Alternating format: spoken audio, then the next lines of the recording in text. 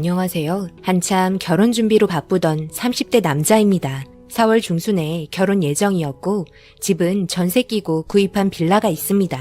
같은 회사에서 여친을 만나 사귀다 만 3년 만에 결혼을 하게 되었는데 여자네 집에서도 크게 뭐라 하시지 않고 순조롭게 진행이 되는 듯 했습니다. 신혼여행에 앞으로 계획도 세우며 여친에게 자세히 얘기는 안 했지만 집에 전세를 빼줘야 되다 보니 집을 담보로 5, 6천 정도 대출을 받게 되었는데 어머님이 가지고 계신 현금이 4천 정도 있으신데 두 분 사시는데 여기저기 들어가는 돈도 있고 신부 예물이나 신혼집 공사 비용 등 돈이 들어갈 일이 있으면 사용해야 되니 일단 결혼하고 나서 남은 돈이랑 축의금 들어온 걸로 갚고 나머지는 아버지가 가지고 계신 거 처분되는 대로 갚아주시겠다 하셔서 크게 신경 쓰진 않았고 이자만 저희가 부담하는 걸로 하고 마무리되었습니다.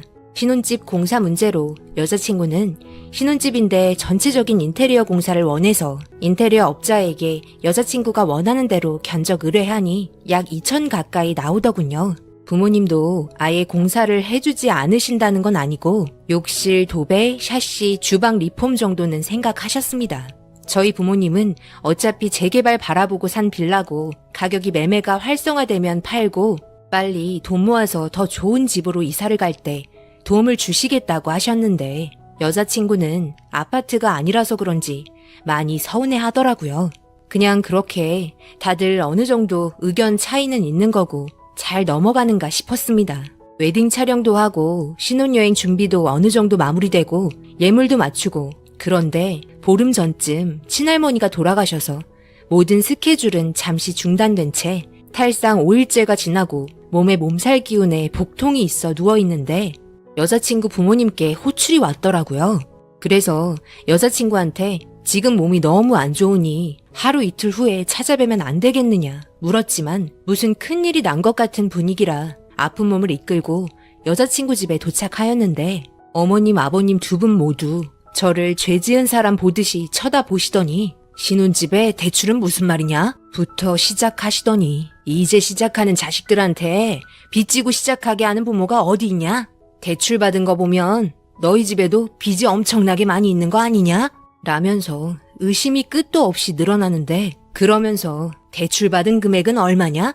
너희 집 빚이 있는지 등기부등본 좀 띄워와봐라. 그리고 결혼 예물 다이아에 진주 세트도 빚으로 한 거냐? 라고 말씀까지 하시는데 할 말이 없더라고요. 저희 매형이랑 누나가 보석 쪽 매장을 하고 계셔서 700~800만 원 정도에 한 것 같네요. 여자친구는 소파에서 팔짱 끼고 아무 말 없이 앉아 있으면서 저를 째려보고 있더라고요.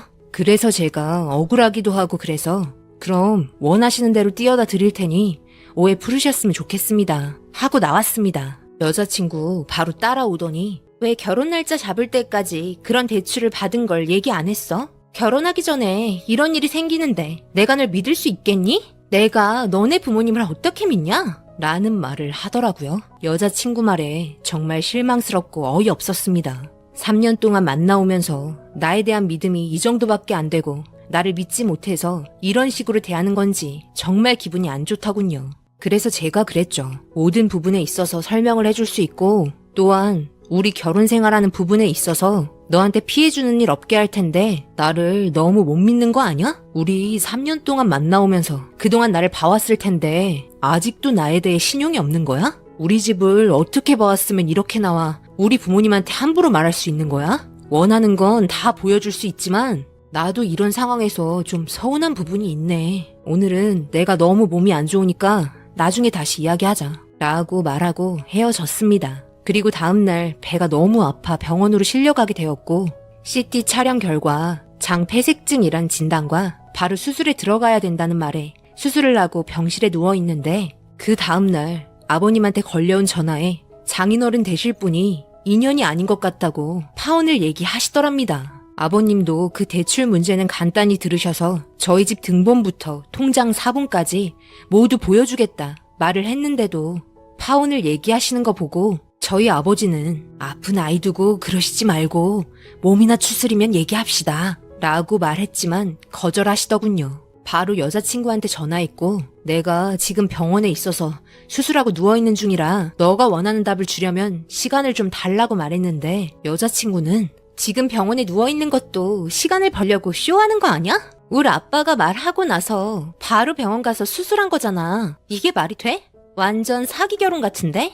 라면서 그 이후에 저에 대한 믿음이 없어졌다는 말만 반복하면서 여자친구는 차갑게 돌아섰고 저는 병원에 누워 아무런 대처도 못하고 파혼을 당했네요. 참고로 대출부터 집 공사 모두 부모님께 신세를 지게 된 건 이제까지 모아놓은 돈을 집 사는데 쏟아 부은 터라 현재 가진 돈이 1,000만 원 안팎뿐입니다. 차 사는 것도 미루며 나름 모았다고 생각했는데 많이 모자르더라고요. 그리고 저희 집은 아버님 어머님 연세가 있으셔서 일은 안 하시지만 두 분 장사하시면서 연금 부어놓으신 거랑 모아놓으신 돈 약간? 그리고 지금 살고 계신 집이 종로의 단독주택인데 한옥이라 시에서 보상으로 매입해 주는 걸로 알고 있는데 할머니도 돌아가시고 저도 장가가면 집이랑 이것저것 처분하시고 15억쯤 안 되는 돈으로 조그만 빌라 하나 사서 두 분이 사시고 나머지 월세 받아 생활하실 계획이셨어요. 노후는 두 분이 알아서 준비해 놓으신 편이고 오히려 집 팔고 저희 이사 갈 때 모자르는 거 좀 보태주실 생각이셨습니다. 여자친구 집은 아버님이 예전에 사기 맞으셔서 재산 다 날리시고 공사 일까지 하시며 벌어서 사놓은 빌라가 전부이고 지금 하시는 일도 시에서 운영하는 건물 관리해 주시며 한 달에 얼마 안 되는 월급으로 두 분이 생활하시고 계시는 상황이며 아들은 없으시고 딸만 둘입니다. 아무래도 몇 년 후부터는 어느 정도 도움을 드려야 될 것 같은 상황이었죠.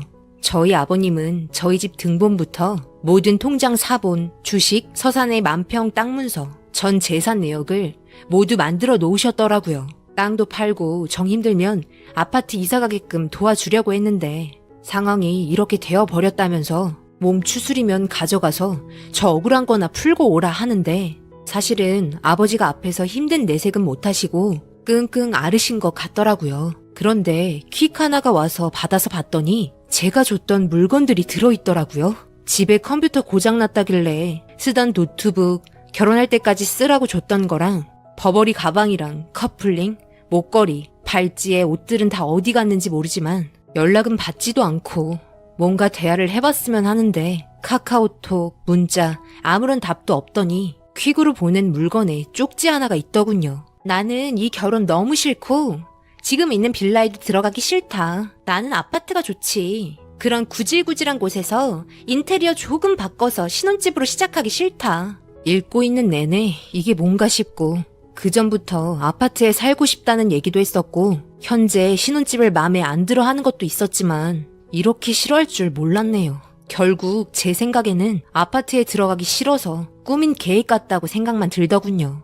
그리고 예전에 아버님이 사기당하시고 방 2개짜리 월세에서 생활을 했던 터라 집에 대한 욕심이 좀 있었던 것도 알고 있었지만 그런데 그렇게 중요한 문제를 얘기 안 했다는 게 가장 큰 것 같았네요. 더 이상은 대화 자체를 피하고 있어서 더 이상 자세히는 물어볼 수 없었고 저를 믿을 수 없다고 하네요. 제가 지금 몸이 안 좋은 상태인데 지금 당장 이렇게까지 해야 되냐는 말에도 넌 자기 잘못은 모르고 남 탓만 한다 는 말뿐입니다. 그리고 대출 받은 돈은 지금 당장이라도 갚을 수는 있어요. 제가 가지고 있는 돈이랑 어머님 가지고 계신 돈 하면 얼추 되는데 제가 가지고 있는 돈은 이제 결혼하면 오래된 차를 바꿀 생각이었고 어머님이 가지고 계신 건 예물이랑 꾸민비도 있고 돈이 들어갈 것 같으니 일단 결혼하고 나서 남은 돈이랑 부주금 1, 2천 정도는 나올 테니 그 돈이랑 해서 바로 갚을 생각이셨고요.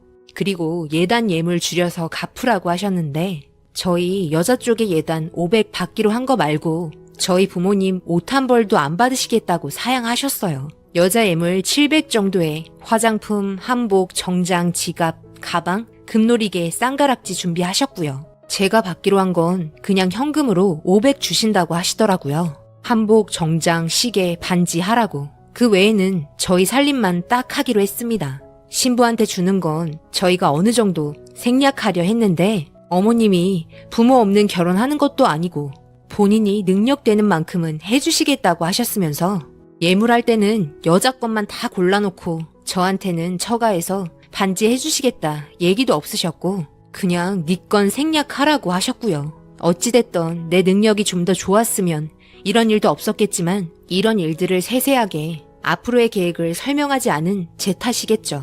뭐 일단 지금은 퇴원도 했고 몸 추스리고 부모님이랑 얘기도 많이 했는데 제 마음도 술이라도 먹었으면 전화를 해서 뭐라 했을지 모르지만 병원에서 열을 입원해 있으면서 술은커녕 꼼짝도 못하고 생각 정리했더니 남들이 참 쿨하다고 할 정도로 마음 정리가 어느 정도 되더라고요. 그래서 아버지께서 주신 전 재산 내역을 여자친구한테 퀵으로 보냈죠. 그리고 저도 똑같이 한마디를 쪽지에 적어서 보냈습니다. 아버지께서 재산 처분하고 아파트 해주신다고 했었대. 그런데 이렇게 됐네. 내가 보낸 재산 내역은 너희 가족이 오해한 부분이 많아서 그 오해라도 풀려고 보냈다. 다른 좋은 남자 만나서 잘 살아라. 라고 보냈네요. 그리고 얼마 있다 퀵을 받았는지 저한테 전화 한 통이 오더군요. 당연히 여자친구였습니다. 그래서 받았죠. 여자친구 하는 말이 잘 지냈어? 내가 요즘 바빠서 연락을 잘 못했지. 미안해. 내가 아빠랑 이야기해봤는데 우리가 많이 오해한 것 같네. 우리 아빠도 많이 오해한 것 같다면서 사과한다며 술 한잔 하자는데 어때? 괜찮아? 나도 미안해. 진작에 말해줬으면 이런 상황이 생기지도 않았잖아. 우리가 몰라서 그랬지 뭐. 근데 있잖아. 재산은 결혼하면 바로 처분해서 아파트 해주시는 거래? 그럼 거기 재개발 빌라 안 들어가도 되는 거야? 라고 말하면서 혼자 김칫국 마시고 있더라고요. 저는 벌써 마음도 다 접고 모든 걸 정리한 상태인데요. 그래서 제가 그랬죠. 그럼 재개발 지역에 있는 빌라는 안 들어가고 아파트에 들어갈 거야. 라고 말하니 여자친구 좋다면서 그래? 그럼 어디 쪽으로 알아보지? 너무 기대된다. 신혼 첫 집인데 좋은 데서 시작하면 되잖아. 라고 말하길래 제가 그랬죠. 근데 너랑은 안 들어갈 거야. 착하고 현명하고 똑똑한 다른 여자 만나서 들어갈 거지. 너처럼 덜 떨어지고 생각 없는 여자랑은 들어갈 생각 전혀 없다. 내가 너랑 결혼해서 남은 인생 너네 식구들 먹여 살리느라 등골이 휠 게 뻔히 보이는데 내가 왜 너랑 결혼하겠니? 그러니 지금 생각하고 있는 네 상상 속에 있는 거 깨버리고 현실로 돌아와라. 그리고 고맙다. 너의 인간성과 네 부모의 인간성을 보여줘서 하늘이 나를 도운 것 같다. 라고 말하고 끊었습니다. 그러자 전화 빗발치고 톡으로 다시 생각해보라는 문자 계속 오고 계속 매달리더라고요. 그래서 차단하고 스팸 번호로 등록했습니다. 정말 10길 물속은 알아도 한 길 사람 속은 모른다는 말이 여기서 쓰이게 되네요. 파혼해준 여자친구한테 고맙다고 해야 하나요? 헬게이트 입구까지 갔다가 빠져나왔네요. 정말 하늘이 도운 것 같습니다. 긴 글 읽어주셔서 감사합니다.